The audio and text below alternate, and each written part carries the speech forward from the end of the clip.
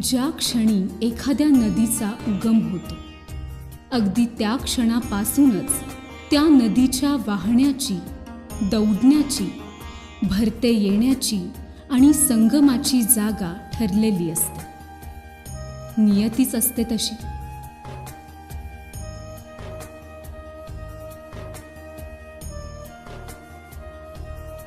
त्या नदीनं पुढचा विचारही न करता निव्वळ निर्मळपणे अखंडित प्रवाही राहून जनमानसांची तृष्णा भागवत, पशुपक्षी, शेती यांना उत्साहित तजेलदार बनवत आपल्या उद्दिष्टांच्या दिशेने विरक्त भावाने वाहत राहणे हेच आयुष्याचे गमक नसावे का?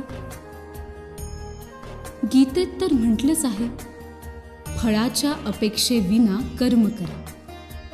याच सात्विक भावाने जर आपण जगत राहिलो तर अप्पांना अर्थात परमपूज्य स्वामी स्वरूपानंदांना अपेक्षित समाज का बरं घडणार नाही? याच अप्पांच्या शिकवणुकीवर मी चालत राहिले, वाहत राहिले आणि म्हणूनच जगण्याचे गमक मला साध्य होऊ शकले. ही कथा नाही, तशी शिकवणही नाही. हे माझे अनुभव आहेत. कदाचित तुम्हाला तुमच्या आयुष्य प्रवासात प्रेरणा देतील, धीर देतील आणि तुमची जीवन गंगोत्री सुफळ सफल करतील अशी आशा. मी? कुणी मला यमू म्हणून ओळखतं, तर कुणी यमुताई, कुणी स्वरूप सुकन्या, तर कुणी नुसतंच ताई. सर्वांना सामावून घेऊनही या जीवन प्रवासात अखेर एकाच रंगात न्हावून गेले, दंगून गेले, हरवून गेले. त्याच माझ्या जगण्याची ही कथा. ओम राम कृष्ण हरी, ओम राम कृष्ण हरी, ओम राम कृष्ण हरी, ओम राम कृष्ण हरी. सच्चिदानंद सद्गुरु स्वामी स्वरूपानंद महाराज की जय. असं म्हणतात, आड्यातच नसेल तर पोहळ्यात कुठून येणार. या म्हणीची खात्री मला वळून भूतकाळात डोकावताना होते. आज मी जी कोणी आहे ती माझे आजोबा, आजी, आई, बाबा यांच्या शिकवणुकीमुळेच.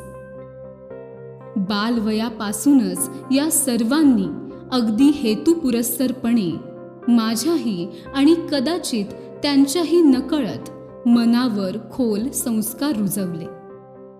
त्यामुळेच अगदी कठीण प्रसंगीही न डगमगून जाण्याचे, येईल त्या प्रत्येक प्रसंगाला धीराने सामोरे जाण्याचे बाळकडू या सर्वांकडूनच मिळाले. माझे आजोबा श्रीपाद पंत, सात्विक, निस्पृह, शांत स्वभाव. वयाच्या 60पर्यंत सर्व सांसारिक जबाबदाऱ्या धीरोदत्तपणे सांभाळल्या. मुलांच्या संगोपनात कशाचीही कमतरता ठेवली नाही. सारंच कसं सुरळीत सर्वसामान्य सुरू होतं. पण उतार वयात त्यांना एन्युरियमची गाठ उठली. आजोबांचा निग्रह एवढा की त्यांनी आपणास काही नको, मात्र आता योग वसिष्ठ ऐकण्याची, वाचण्याची इच्छा आहे अशी इच्छा व्यक्त केली आणि त्यानंतरची 12 वर्षे मात्र ते जीवनमुक्तीची अवस्था जगत राहिले. कधी कधी खरंच आश्चर्य वाटत राहतं, असं इतकं निग्रही जगणं कसं काय बरं सहज शक्य होत असेल. आणि अशा संस्कारी वातावरणातच माझं बालपण व्यतीत होणं हे कदाचित विधी लिखितच असावं. रमाबाई माझी आजी, व्रतवैकल्य, उपास-तापास यात रमून जाणारी, अडाणी तरी संसाराचा व्यवहार गाठीशी बांधणारी. आजोबांची जशी मातीशी नाळ होती, शेतकऱ्यांविषयी आदरभाव होता, अगदी तसाच भाव माझ्या आजीने तिच्या उरात जतन करून ठेवला होता. मला आठवतंय, मी 13-14 वर्षांची असताना ती मला देवदर्शनाला घेऊन जात असे. इचलकरंजीहून कुरुंदवाड, कुरुंदवाडहून नरसोबाची वाडी, तिथून अमरापूर अर्थात औरवाड आणि मग परत इचलकरंजी. आयुष्यात कर्तव्यात कुचराई न करणं आणि अंगी चपळता बाणवणं हे सारं मला आजीकडूनच प्राप्त झालं आहे. असंच एक अवलिया व्यक्तिमत्व म्हणजे माझी भीमा आत्या, माझ्या वडिलांची मानलेली बहीण. ऐन तारुण्यातच वैधव्य पाहावं लागलं. आपल्यावर जे कष्ट संकट आली तशी इतरांवर येऊ नयेत म्हणून ती हरेकाच्या पडत्या काळात खंबीरपणे उभी राहायची. पण त्या बदल्यात कसलाही मोबदला घ्यायची नाही. माझ्या अवतीभोवती अशी माणसं होती ज्यांनी माझ्या मनावर विलक्षण छाप उमटवली आणि आजही त्यांचे संस्कार, आठवणी, शिकवण माझी पाठराखण करतात. या साऱ्यात नाना अर्थात अण्णासाहेब, माझे वडील, हे अत्यंत सोज्वळ, देखणं व्यक्तिमत्व. नानांचं सारं शिक्षण घरीच झालं. त्यांची ग्रहणशक्ती इतकी अफाट होती की एकदा वाचलेलं त्यांच्या कायम लक्षात राहत असे. आणि तीच शिस्त आम्हा भावंडांना लागावी असा त्यांचा आग्रह असे. नाना 5-1 वर्षांचे असताना त्यांना विषम ज्वर जडला. कोणताच उपाय लागू होत नव्हता. नृसिंहवाडीहून तीर्थ, अंगारा आणला. त्यांना बरे वाटू लागले, पण त्यांची वाचा जड झाली. नीट बोलताही येईना. तेव्हा आजोबांनी टेंबे स्वामींकडून पूर्वीच आणलेल्या एका श्लोकाचे पठण करायला सुरुवात केली आणि वर्षभराच्या अखंड उच्चारणाने त्यांची वाणी अक्षरशः दैवी बनली. ते बोलू लागले की निव्वळ ऐकत राहावे असे वाटे. आयुष्य कसे जगावे, आपण कसे ते क्लिष्ट करून घेतो वगैरे ते साध्या साध्या गोष्टींमधून दाखवून देत असत. वडिलांनी लहानपणीच माझ्यातील सुप्त गुण हेरले असावेत.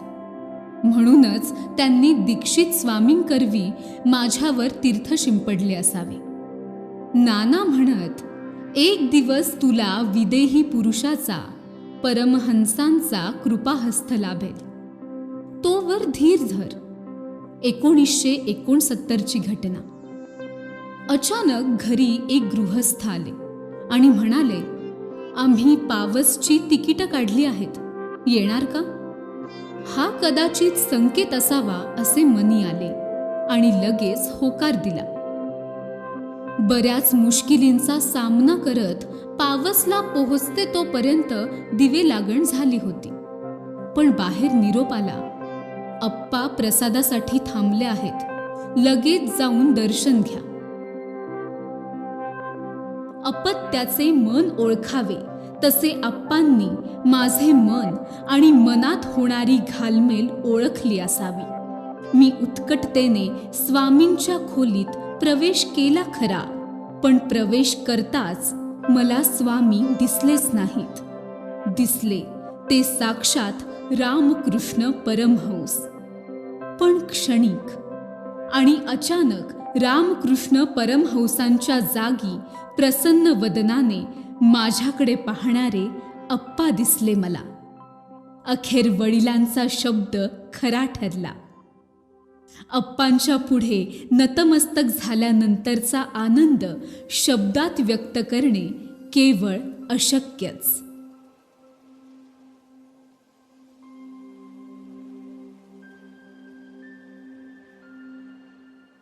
या बाबतीत माझ्या आईचा पुण्यसंचयही कामी आला. आजोबांना माझ्या आईच्या ठिकाणी असलेल्या ज्ञानाची जाण आणि आदरभाव होता. आई तशी अबोल, पण 1948 साली गांधींच्या हत्येनंतर सुरू झालेल्या जाळपोळीत कंबर कसून घराच्या रक्षणासाठी उभी राहिलेली आई मला स्तिमित करून जाते.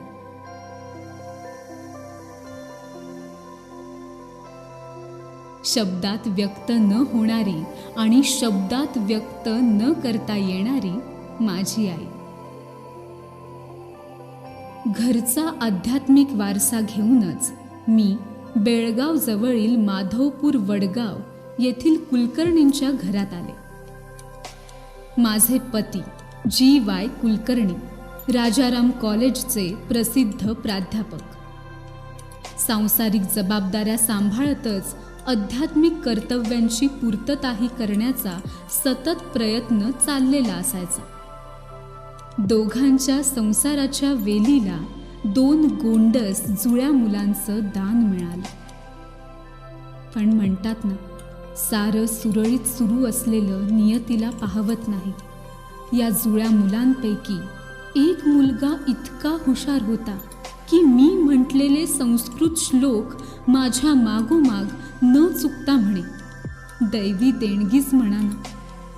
पण 1948च्या दरम्यान दैवाचा आघात झाला आणि हा पवित्र आत्मा आम्हाला सोडून निघून गेला. कोल्हापुरात राहणे जड जाऊ लागले. ह्यांच्या MSCचे निमित्त झाले आणि आम्ही अहमदाबादला राहायला गेलो. पण 1957 सालच्या आसपास पुन्हा कोल्हापूरला परतणे झाले. याच दरम्यान पद्माराजे येथे STCचा कोर्स पूर्ण केला आणि प्राथमिक शिक्षकाची नोकरी पत्करली. शाळेत फावल्या वेळेत किंवा एखादा तास नसेल तर मी सरळ शाळेचे ग्रंथालय गाठत असे आणि विविध विषयांवरची पुस्तकं वाचून काढत असे. वेळेचा सदुपयोग करण्याचे संस्कारच झाल्याचा हा परिणाम. या काळातच कोल्हापुरातील श्रीपाद शास्त्री जेरे यांची प्रवचने ऐकण्याची संधी मिळाली.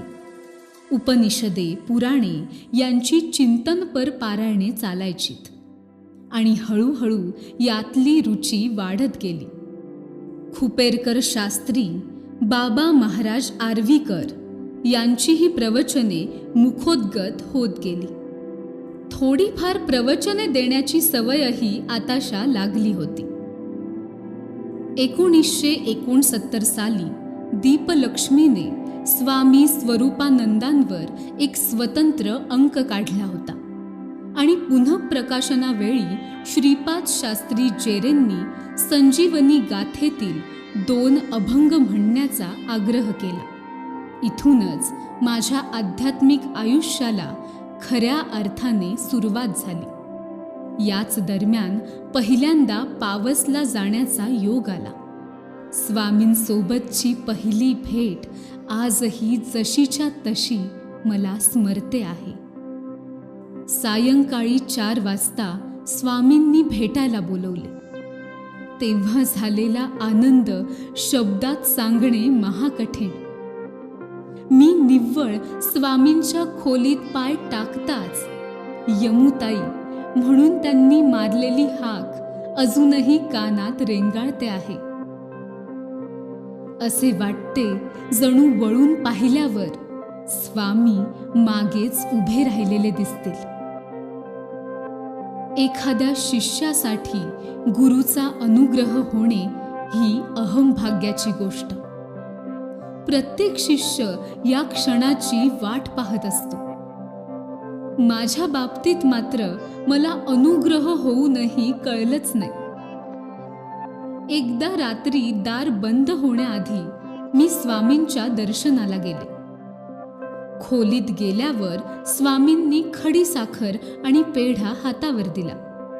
दुसऱ्या दिवशी कोल्हापूरला परत आले, पण कशातच लक्ष लागेना. अंगातला कापरा जाईना. वडिलांना विचारले. ते म्हणाले, स्वामींनी तुला अनुग्रह दिला पण तुला कळला नाही. तेव्हा पुन्हा जाऊन स्वामींकडून अनुग्रह घेऊन आले आणि अगदी त्या क्षणापासून माझे आयुष्य भक्तिमय होऊन गेले.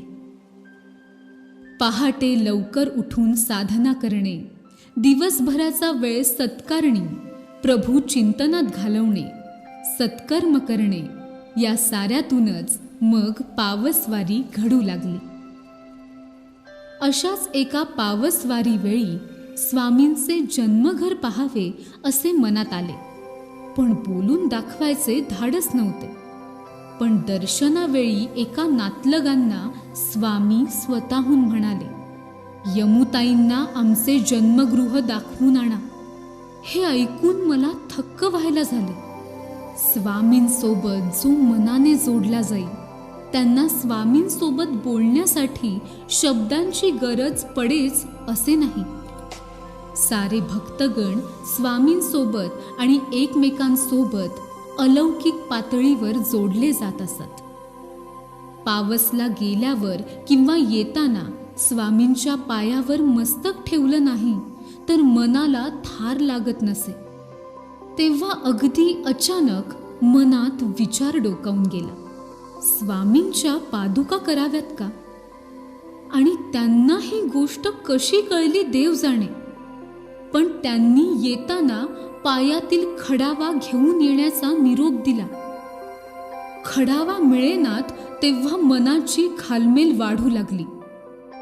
एका दुकानात चौकशी करत असताना एक अपरिचित व्यक्ती अचानक समोर आली आणि म्हणाली, चंदनाच्या खडावा 2 दिवसात मी तुम्हाला आणून देतो.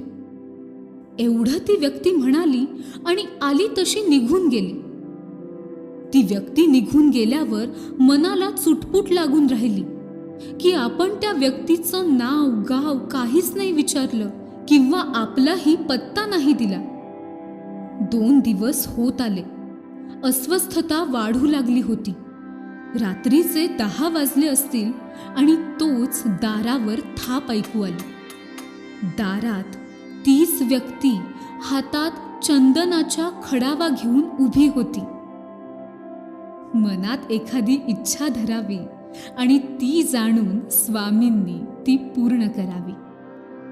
विनायकी चतुर्थी दिवशी स्वामींनी आपल्या चांदीच्या हृदय पादुका माझ्या स्वाधीन केल्या आणि खडावा माझ्या पतींकडे सुपूर्त केल्या. आणि तेव्हापासूनच पादुकांचा वार्षिक उत्सव साजरा करण्याची प्रथा सुरू झाली. आश्चर्य म्हणजे या उत्सवात तयार केले जाणारे अन्न कधीच कमी पडले नाही. सारे भक्तगण तृप्त होऊनही रात्री जेवणाची पातेली तशीच भरलेली असत. स्वामींच्या कृपाछत्राची लीलाच तशी होती.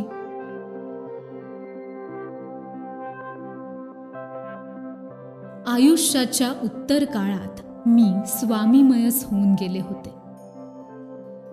जो स्वतःहून येईल त्याला सांगावे, स्वामींची सेवा करावी, असेच दिवस व्यतीत होत होते. सबंध सागराला कमंडलूत सामावून घेणे खरंच शक्य आहे का? नाही. तसेच सारे आयुष्य आणि स्वामींच्या आठवणी विस्ताराने सांगणे हे तर महत् कठीण कर्म. गंगा सागराला मिळते आणि आपल्या अस्तित्वाचा कोणताच रंग, रूप, लवशेष मागे न ठेवता उत्कटतेने सागराशी एकरूप होते. तसेच माझ्याही या जीवन गंगोत्रीचे आहे.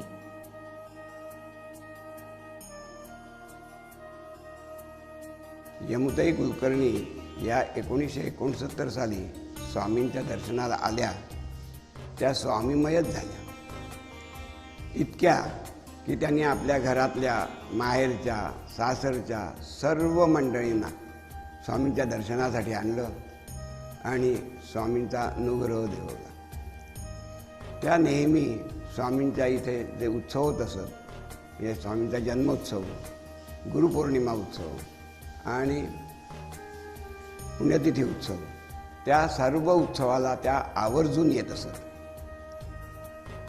त्यांचं स्वामींवर इतकं नितांत प्रेम होतं की स्वामींशिवाय त्यांना दुसरं काही सुचतच नसे. त्यांनी जन्मोत्सवात स्वामीजींच्या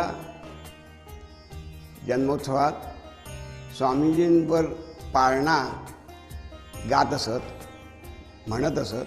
तो इतका तन्मयतेने म्हणत असत की स्वामीजींचं जीवनचरित्र सर्व स्वामी भक्तांसमोर उभं राहत असे. त्यांची राहणी एकदम साधी होती. त्या येणाऱ्या प्रत्येक मुमुक्षूवर आपली छाप पाडत असत आणि अत्यंत नम्रतेने आणि त्यांच्यावर जवळ आपुलकीने बोलत असत की येणारा प्रत्येकजण त्यांचाच होऊन जात असे. त्यांच्याबद्दल येणाऱ्या प्रत्येकाला आपुलकी वाटत असे. त्यांचं बोलणं चालणं अगदी शांतपणे आणि सहज होत असे. स्वामींची जी नाथ संप्रदायाची परंपरा आहे ना, ती त्यांनी आत्मसात केली. सोहम ध्यान आत्मसात केलं इतकं की ते त्यांना आपल्या मुमुक्षांना, आपल्याकडे येणाऱ्या भक्तांना द्यावंसं वाटलं आणि त्यांनी अनुग्रह देऊन येणाऱ्या भक्तांना कृतार्थ केलं आणि त्यांना हा स्वामींचा जो वसा आहे तो पुढं चालवण्याचा अगदी याने म्हणजे कसोशीने प्रयत्न केला आणि त्यात त्या भक्तांना समाधान झालं आणि सर्व भक्त कृतकृत्य झाले. अशा होत्या यमुताई. आपल्या सर्वांच्या गुरुमाऊली म्हणजे माझ्या सासूबाई. त्यांना यमुताई कुलकर्णी या नावाने सर्वजण ओळखतात, पण त्यांचं खरं नाव आहे सुमन. नावाप्रमाणेच त्यांचे मन होते. त्यांना लहानपणापासून वाचनाची आवड होती. शिवाय त्यांच्या वडिलांच्याकडून त्यांना अध्यात्म, वाचन, लेखन, धार्मिक गोष्टी, धार्मिक कार्यक्रम याचं त्यांना लहानपणापासूनच आकलन झालेलं होतं. प्रपंच आणि परमार्थ या दोन्ही गोष्टींची सांगड घालून त्यांनी आपला प्रपंच पुढे नेला. निवृत्तीनंतर त्यांनी आपले संपूर्ण जीवन अध्यात्मामध्ये वाहून घेतले. आपल्या अनेक भक्तांना त्यांनी मार्गदर्शन करून आपले जीवन त्यामध्येच व्यतीत केले. त्यानंतर आम्ही मुडशिंगीला घर बांधले आणि तिथं त्यांचे वास्तव्य जवळजवळ 12 वर्ष होते. मुडशिंगीत त्यांना निवांत वेळ मिळाला, त्यामुळे त्यांना अनेक भक्तगण भेटायला येऊ लागले. त्यांना ते मार्गदर्शन करू लागले. त्याचे त्यांचे धार्मिक कार्यक्रम, जपजाप्य, नामस्मरण, ग्रंथांची पारायणं अशा अनेक गोष्टी तिथे होत होत्या. त्यांच्यामुळेच स्वामींची कृपादृष्टी आमच्या सर्व परिवाराला लाभली. स्वरूप सुकन्या सौ यमुताई कुलकर्णी म्हणजे आमच्या आत्या. या घरामध्ये कधी व्यवहाराच्या अशा अन्य फारशा गप्पा झाल्याच नाही, परंतु अनेक संस्कृत सुभाषितं, संतवाङ्मय, वेदांत, गीता, दासबोध, ज्ञानेश्वरी अशा विषयांच्या चर्चा रंगत असत. आणि या सगळ्याचा परिणाम सौ यमुताईंच्यावर निश्चित झाला असेल, माझ्या आत्यावर निश्चित झाला असेल. त्यातच स्वामी स्वरूपानंदांचा वरदहस्त त्यांना लाभल्यामुळं साहजिकच त्यांची संतपदापर्यंत त्या पोचल्या. परमपूज्य यमुताई कुलकर्णी तथा गुरुमौली यांचा अनेक वेळेला या वास्तूमध्ये वास्तव्य झालेलं आहे. 2005 साली त्यांनी आत्ता ज्या ठिकाणी खडाबा आहे त्या आपल्या पायात घालून आम्हाला प्रसाद म्हणून दिलेला आहे त्या ठिकाणी.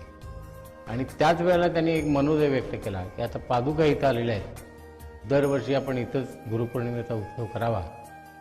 आणि त्याप्रमाणे 2005 सालापासून या ठिकाणी गुरुपौर्णिमेचा उत्सव सुरू आहे. त्यांचं अनेक वेळेला जे वास्तव्य झालं त्या वास्तव्यामध्ये बऱ्याच वेळेला त्या फक्त विश्रांतीसाठी इथं येत असत. पण विश्रांतीसाठी आल्या तरी प्रत्येक भक्ताची आठवण त्या या ठिकाणी काढत असत. मग कधी त्यांच्याबरोबर दूरध्वनीद्वारे संपर्क साधायला होत असत. आणि त्यांचं जे सगळ्या भक्तांच्यावर प्रेम होतं त्याला म्हणजे अवर्णनीय असंच म्हणता येईल. आणि आम्हाला नेहमी अजूनही जाणवतं त्यांचं प्रेम कसं होतं ते. तर ते प्रेम करी लाभाविण प्रीती असं खरंच आजपर्यंतही जाणवतंय ते. त्यांनी 2014 साली देह विसर्जन केला आणि देह विसर्जनानंतर खरं म्हणजे लौकिकदृष्ट्या आपण वर्ष 2 वर्ष ते स्मरणात राहतं, परंतु आज सुद्धा त्या चिरंतन रूपात या ठिकाणी आहेत याची सतत आम्हाला जाणीव होत असते. मी अगोदरही नाही, मी नंतरही नाही. मीच सोहम, सोहम म्हणजेच मी. इतके सारे साधे सरळ, कोणताही आवेश नाही की आवेग, कोणतीही चिंता नाही की दुःख, ना कसला आनंद ना कसलेच सोस. प्रारंभही शून्य, अंतही शून्य. सर्वत्र एकच रंग, सर्वत्र एकच स्वामी नामाचा घोष. देहाचा लेऊन शेला, नारायण का भुवर आला. आम्ही पाहिले साक्षात ब्रह्म, आले आले स्वरूपानंद. आनंदाचा उधळीत गंध, आले आले स्वरूपानंद.